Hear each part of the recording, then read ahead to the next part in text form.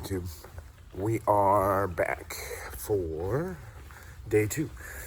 Let's get a little update on the car. Get around here.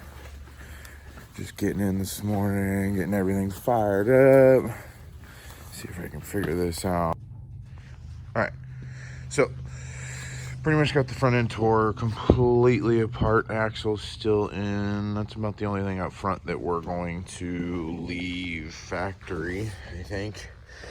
We want to create a weak point per se, if that makes sense. I mean, you don't want you'd rather break an axle than bend your frame if something is bad gonna happen. So just wanted to give you a quick update. That's where we're at. And then it's bolting on all the new stuff. Again, just a quick view of some of these parts.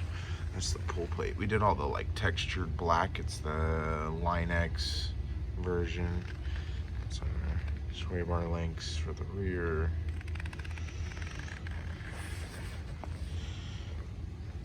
These trailing arms are pretty badass.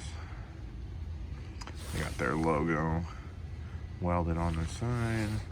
It's all fully boxed trailing arm. Lower control arms there. Upper control arms there. Whole bunch of stuff. So, all right, day 2 begins.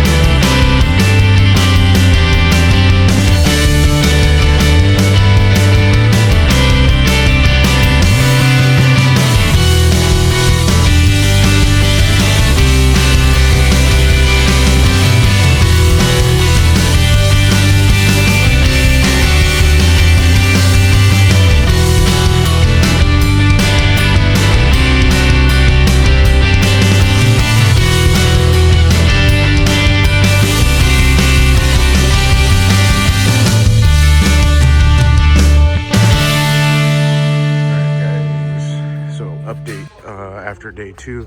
We've got control arms mounted. We've also got shock tower brace and the Gusset Kit finally all completed. We also got the HESS Motorsports. You can see the S3 like Gusset Kit there. But yeah, tomorrow we'll finish up the front end and then onto the back end.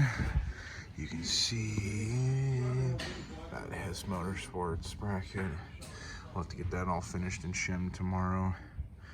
So yeah, tomorrow's just tie rods and get the wheels back on it. We are actually going to do the shock flip, get the reservoirs up on top. I think it looks way better, so cool. Well, we'll see you guys for day 3.